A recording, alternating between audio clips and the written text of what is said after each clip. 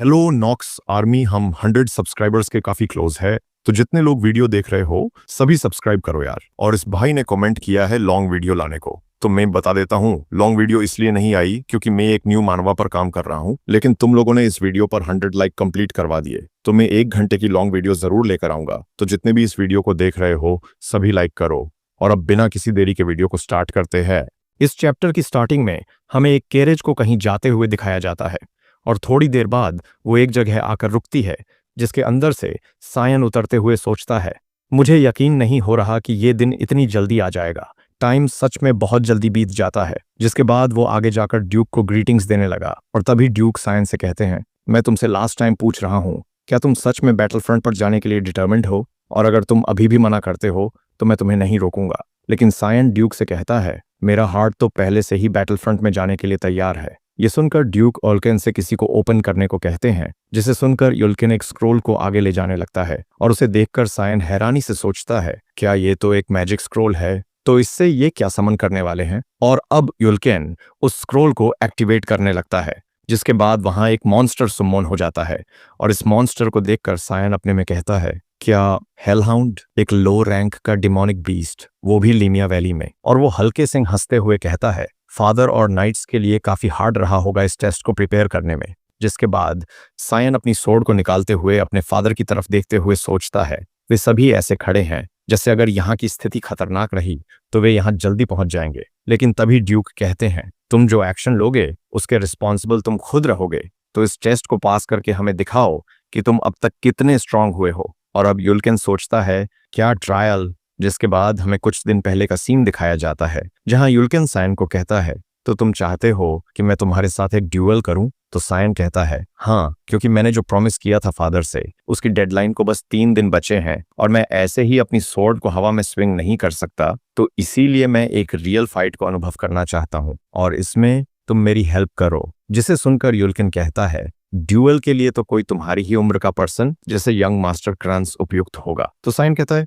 मुझे नहीं पता, लेकिन क्रेंस जब भी मुझे देखता है वह वहां से भाग जाता है। जिसे सुनकर युल्केन सोचता है, यह सच में परेशानी है, लेकिन तुम इतना जोर दे रहे हो तो ठीक है। जिसे सुनकर सायन काफी खुश हो जाता है, पर युल्केन कहता है, लेकिन मैं तुमसे फाइट सिर्फ मेरी सोर्ड की शीथ से करूंगा और यहाँ तक कि मैं बस डिफेंस पर फोकस करूंगा, तो अपनी पूरी पावर का यूज करके मुझ पर अटैक करना। जिसे सुनकर सायन युल्केन को थैंक्स करते हुए कहता है, मैं तुमसे एक और फेवर चाहता हूँ। और वो काफी कोल्ड फेस के साथ कहता है, यहाँ जो भी होने वाला है उसके बारे में फादर से कुछ मत कहना और ये मेरा ऑर्डर है। जिसे सुनकर युल्केन कुछ सोचने लगता है, लेकिन तभी सायन बड़ी तेजी से युल्केन की तरफ बढ़ता है और एक काफी खतरनाक अटैक कर देता है। जिस अटैक को युल्केन आराम से रोक लेता है और सोचता है, ये अटैक काफी हैवी है, मुझे यकीन नहीं हो रहा, क्या अभी ये 10 साल का है? लेकिन तभी सायन काफी तेजी से मूव करने लगता है, जिसे देखकर युल्केन सोचता है, ये काफी तेज भी है। और अब सायन काफी तेजी से वहां से गायब हो जाता है, जिससे युल्केन थोड़ा हैरान हो जाता है और सोचता है वो कहाँ गया। लेकिन तभी सायन उसके ऊपर आ जाता है, जिसे युल्केन भी महसूस कर लेता है। लेकिन तभी सायन काफी खतरनाक अटैक कर देता है, पर युल्केन इस अटैक को भी ब्लॉक कर देता है और अब सायन अलग अलग डायरेक्शन से युल्केन पर अटैक करने लगता है, पर युल्केन उन सभी अटैक को ब्लॉक कर रहा होता है। और अब सायन काफी गुस्से से अपना लास्ट अटैक युल्केन पर कर देता है, जिसे युल्केन ब्लॉक कर लेता है। लेकिन उस अटैक का फोर्स काफी ज्यादा होता है और अब सायन पीछे आते हुए कहता है, जैसे कि उम्मीद थी, मैं तुम्हारे अगेंस्ट नहीं जीत सकता। तुमने अच्छा किया युल्केन, और मेरी हेल्प करने के लिए तुम्हारा धन्यवाद। जिसे सुनकर युल्केन हांफते हुए कहता है, आपने भी अच्छा किया यंग मास्टर। और वो सोचता है, मैं यकीन नहीं कर सकता, क्योंकि पहले यंग मास्टर सायन काफी वीक थे, लेकिन अब ऐसा लगता है वो काफी ग्रो कर चुके हैं। और अब प्रेजेंट में देखते हैं जहां युल्केन सोचता है, अगर उस टाइम मैंने जो अनुमान किया था उस हिसाब से यंग मास्टर किसी भी ट्रायल को ओवरकम कर सकते हैं। और हम देखते हैं सायन को जो उस हेलहाउंड के सामने खड़ा होता है, पर तभी वो हेलहाउंड काफी तेजी से सायन की तरफ बढ़ने लगता है। जिसे देखकर सायन कहता है, वो आ रहा है। और वो हेलहाउंड काफी तेजी से सायन पर अटैक कर देता है, पर सायन उसकी आंख पर कट लगाकर उसके अटैक को डॉज करके सोचता है, मेरी करंट स्ट्रेंथ से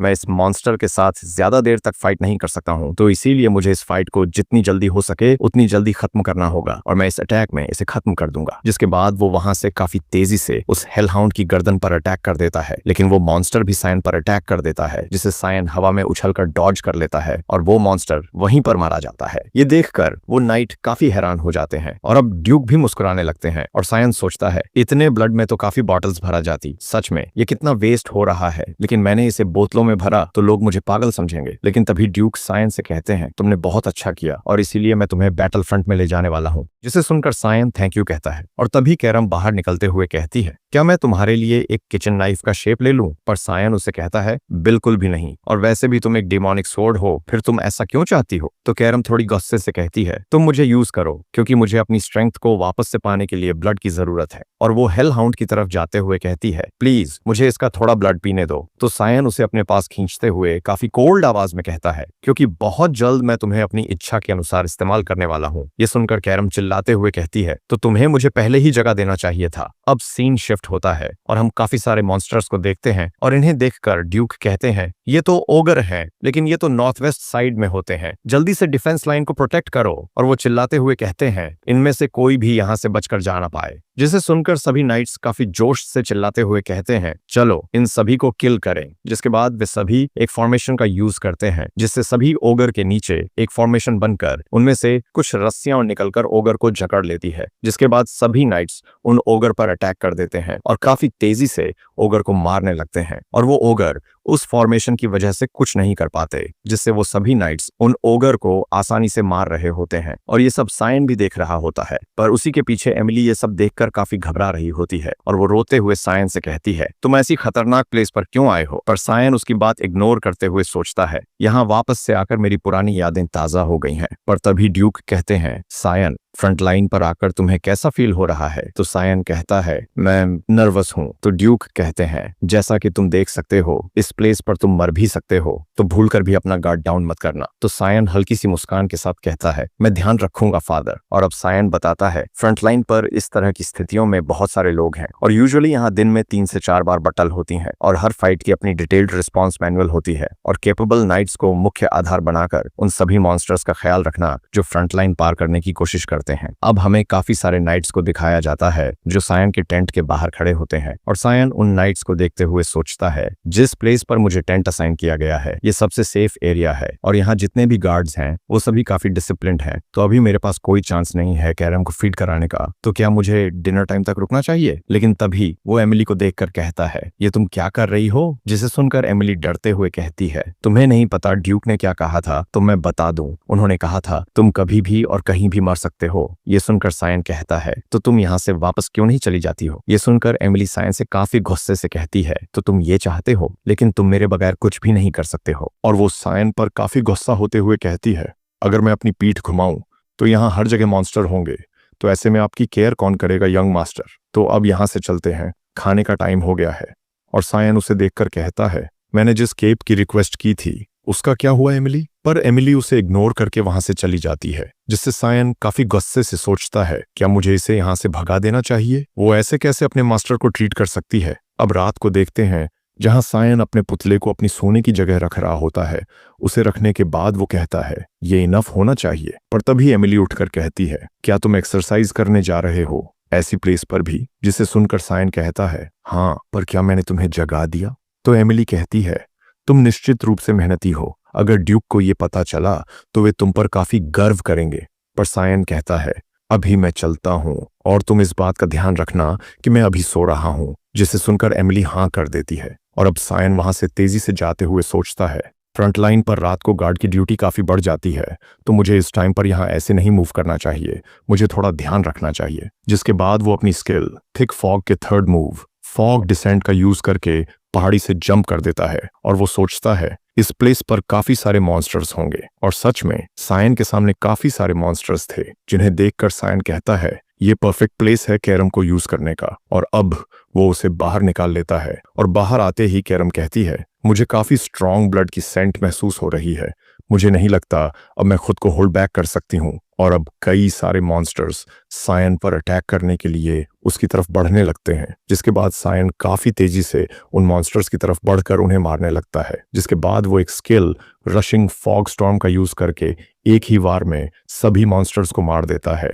जिसके बाद वो उन मॉन्स्टर्स का खून निकालकर पीने लगता है और वो हंसते हुए कहता है ये ब्लड काफी एनर्जेटिक है। और कैरम कहती है सच में ये फीलिंग काफी रिफ्रेशिंग है। तो सायन कहता है ठीक है, अपनी ट्रेनिंग को ऐसे ही करते हैं। जिसे सुनकर कैरम कहती है मास्टर आपको क्या लगता है हमें इन लो लेवल मॉन्स्टर्स को मारकर स्ट्रांग बनने में कितना टाइम लगेगा? तो सायन उन मॉन्स्टर्स की तरफ देखकर कहता है तुम फिक्र मत करो क्योंकि ये रात हमारी है। और अब सायन के सामने काफी सारे मॉन्स्टर्स को दिखाया जाता है जिन्हें देखकर कैरम कहती है मैं काफी एक्साइटेड हूं मास्टर। और अब हमें कुछ नाइट्स को दिखाया जाता है जो कुछ कैरेज को प्रोटेक्ट करके कहीं ले जा रहे होते हैं। और उस कैरेज में से कोई कहता है मुझे पता है फ्रंटलाइन काफी डेंजरस प्लेस है। तो उसकी मेड कहती है तो तुम वापस क्यों नहीं चली जाती? तो वो प्रिंसेस कहती है मैंने तुम्हें कितनी बार कहा है मुझे किसी बच्चे की तरह ट्रीट मत करो। मैं इस एम्पायर की रॉयल प्रिंसेस हूँ। मैं तुम्हें कितनी बार बताऊं कि मैं अपने फादर के टूर में उनकी मदद करने की वजह से अपनी ड्यूटी से बंधी हुई हूँ। और अगर तुमने ये बात दोबारा की तो मुझे गुस्सा आ सकता है।